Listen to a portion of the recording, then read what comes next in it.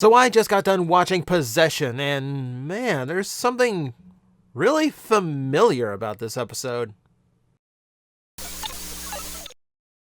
Also known as the one for the G1ers, this is about Starscream's immortal spark finding its way to prehistoric, not Earth, and possessing the body of Waspinator, leading the Predacons on a successful attack on the Maximal base, and providing a few classic Starscream tropes in the process. Whoo boy. Oh, this one. Alright, so this is one of the most popular episodes in Season 1, so let's see how much we can properly cover here. First off, this is another episode where the placement feels weird. Inferno's missing again, and Black Arachnia is up to her usual tricks, but it feels like this is the point where this feels like the point where Megatron's distrust of Black Arachnia would have maybe started if this was before Trigger, and because she's trusted to stay in the Maximal base with Starscream, but her scheming is what makes Megatron suspicious of her at the end of the episode, which would have explained his actions toward her in the Trigger. Someone in the comment section said, well, look who created Black Arachnia. Would you know, that's probably why he doesn't trust her. He trusts Inferno implicitly. It's the same reason why he trusts Scorponok with everything. Incredibly trustworthy. Very loyal, which is what Megatron is in sore lack of when it comes to minions. But again, the placement of the episode feels a little bit weird just because Inferno is missing here. Now, the concept itself is brilliant. We're going to just going to assume Starscream found his way through time somehow. Apparently, these transwarp ships just leave portals open all over the place, so we'll go with that. But it's a great way of reintroducing a G1 character into Beast Wars, which, remember, at this point we don't know that they're on prehistoric Earth, so we don't have access to any of the ones that are laying about the Ark or the Nemesis right now. All we have is, you know, the existing cast of Maximals and Preds.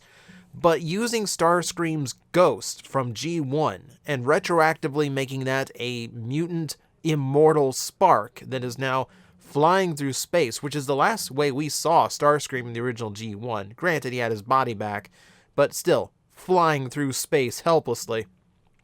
You know, a rogue comet could have taken out the rest of the body part of that. It's a brilliant use of past elements. Starscream did, of course, have 2 episodes in G1 where he possessed other Transformers as a ghost. It's a very, very cool thing to see. It does also confirm that we are in the cartoon canon of G1. That this is a continuation of the original cartoon. There are elements of the Marvel comic books, such as Primus, and there are concepts later on, like the Vok being based on the Swarm, but that is post-series canon. It doesn't exist within the actual cartoon, so for now we're just going with Primus was a concept pulled. And for all we know, they just never mentioned it in the G1 comics, so I'm cartoon. Like, I'm okay just giving that a pass. For all intents and purposes, we're in the G1 cartoon canon, which is a cool place to kind of establish this. And it makes it cool because not only do we get a brief look at G1 Starscream in CG, which is weird because it is Marvel comic Starscream with the white helmet and the blue face. It's weird. But we also get to see Unicron, which was like so cool back then. Like, here's a CG version of Unicron. Absolutely awesome. I think it's also a really clever choice because they get to explain his past with Galvatron, not Megatron. That way we're not confusing the 2 Megatrons with each other. Again, everything about using Starscream here is super clever. And it's just perfect. And it's a really interesting challenge for the Maximals because Starscream is genuinely cunning here, attacking the opposite side of the base, taking hostages to get what he's really after. He's a devious enemy, and to see what Waspinator is capable of in a more capable fighter's hands, it really should have added some more menace to Waspinator himself. It's one of those, like, if he was competent, he'd be very dangerous on the battlefield. That said, I'm not sure where Starscream's speed and cunning went during the final fight, where he just kind of like hovered in one spot and took an uppercut from Primal. But for the sake of comedy, I'm excluding that. It's a Starscream episode, which means the ego is what gets the better of him, and he fails to notice the maximal deception. After they storm the base and take it over, the Maximals cart Dinobot back in with the story of he's injured very badly. We need access to the CR chamber, which is how Starscream gets the Maximals to go attack the Predacon base. So now Starscream is officially making a play for both bases and both sides of the war, which, granted, is the closest anyone's come to winning the Beast War so far. Give him credit. He actually did really, really well here. There is a convenient plot element early on. Starscream arrives during this massive lightning storm, massive enough to put a hole in the ship. Let's point that out. I assume Energon makes the lightning just like super powerful on this planet, but because of that, all the Maximals weapons and extra ammo are in a hold underneath the floors and like underneath the armored flooring. So Primal intentionally knows he's going to get locked up, and they just happen to do it in a spot where he had access to a lot more weaponry and ammunition. So a bit of convenience, but nothing like too out there. Like I buy into it. It doesn't take me out of it. We did learn a few things a little bit about the world. Maximal elders are mentioned, as well as finding out that the records of the original war were sealed off. The Predacons are aware, which is how Dinobot and Black Arachnia knew. See, hey, in this episode, they remember Dinobot used to be a Pred. So both sides know what Starscream really is. I also like the subtle mention that Primal says that Waspinator is Starscream, or thinks he is. Doesn't take it for a given. So that's actually a really cool touch. Other really cool touches, if you look at Waspinator's head during this episode, Decepticon symbols on his head instead of Predacon ones. Subtle detail, very, very good for the animators. Animators in general, I think, did a really good job on this episode. Waspinator is always filmed at different angles than normal to give him, by the creators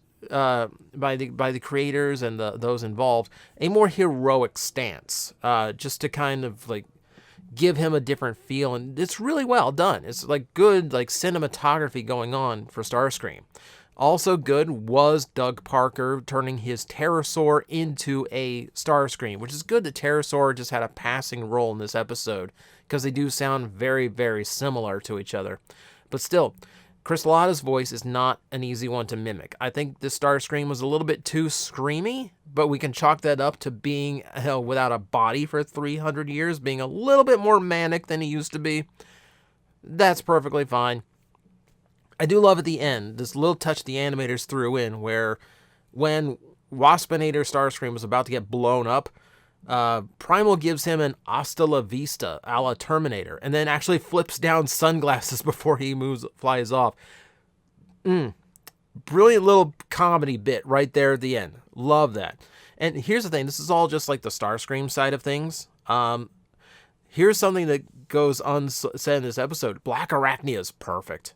Like I said in a previous episode, I said in Double Jeopardy, I think it was, the Rat Trap is a Traitor episode, they lost a really good opportunity to do something interesting by giving us a peek behind the curtain and showing that Rat Trap wasn't a traitor, it was just the Predacon spying. So they lost this ability to put this twist on it that would have been like a really cool mystery to keep us in the dark about. With this episode, that's what they did. They kept us in the dark about Black Arachnia. She says to Starscream, I thought you could give me a better offer, but we never get to see anything behind the scenes that says, no, I'm actually deceiving him, or no, we're going to take out Megatron together. At the end of the episode, she explains that she had to play along with Starscream to know exactly what he was up to. That being said, it puts it in a gray area where you genuinely don't know if Black Arachnia really was going to conspire with Starscream to take over the Predacons, or if she really was just trying to find out what his true intentions are. There's no way of knowing, and it's perfect that way. It leaves an aura of mystique around Black Arachnia. And if these episodes had come in the proper order, where this was kind of the first time she did anything close to betrayal toward Megatron, I think it would have been even more impactful. So I think what I'm learning by doing these episode reviews is there's definitely a much better order these episodes could be watched in than the official numbering. But that's what I'm going by, so that's how we're talking about it. This one's gone on a little bit long because, oh my god, I could just keep gushing over this one. And it's not just because, oh hey, G1 stuff, guys. No, it's because the elements of it are genuinely super clever to use. Like Starscream being the character to bring back from G1 in a perfect way, in a way that we've seen Starscream do in the past.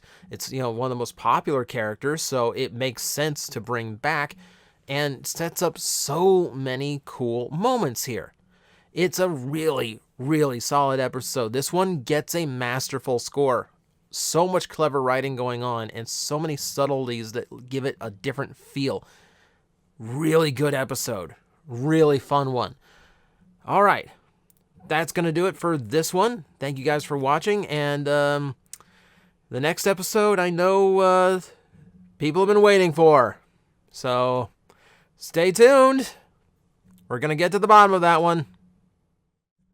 Guys, I am facing the most powerful enemy any YouTuber can face, the algorithm, and I need your help to defeat him. Hit the like button, hit the subscribe button, hit the notification bell, and leave a comment. Every time you do, we attack that algorithm and we drive it back until it can no longer defeat this channel. Thank you very much.